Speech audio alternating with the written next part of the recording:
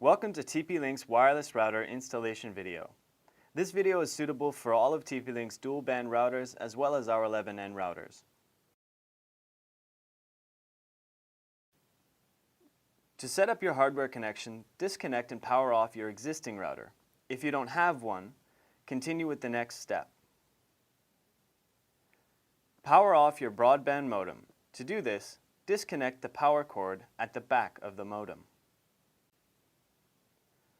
Some broadband modems also have backup batteries to keep the modem on even when the power is off.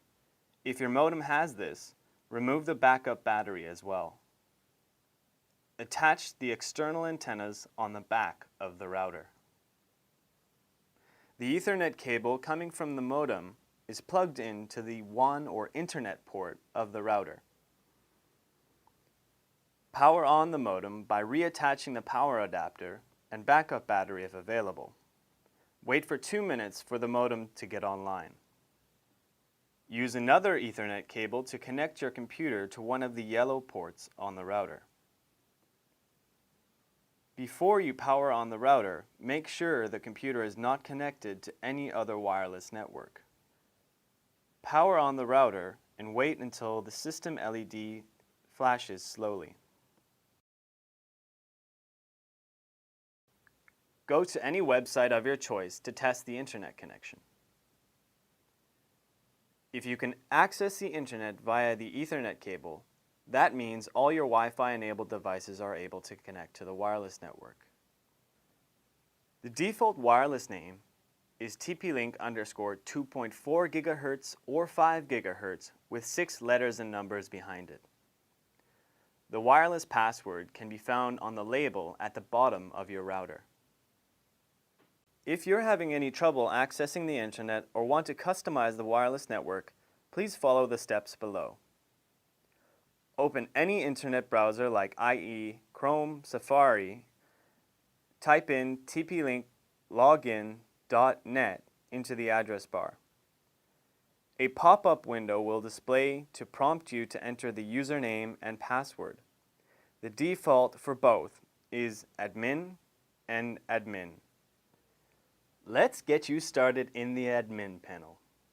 Go to Quick Setup to manually configure your internet connection and wireless settings. There are several connection types. The first, Auto Detect, allows your router to automatically detect your connection type. The second, Dynamic IP, is for cable modem connections and connections behind all-in-one modem routers. Static IP is for connections where your ISP has provided you with specified IP parameters.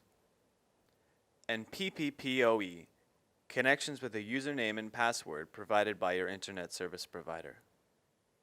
Let's take Dynamic IP as an example, assuming we're using a cable modem. If MAC clone shows up, click No, and then go on. Choose the frequency you want for your wireless network, and then click Next. You can rename the 2.4 GHz wireless network name and create your own wireless password on this page. You can rename the 5 GHz wireless network name and create your own wireless password on this page. The default wireless password is on the router's label. Click Next. Congratulations! You've completed the setup of your TP Link wireless router. You can highlight and connect to the wireless network. Input the wireless password you just created or the default password on the router's label. You should now be online.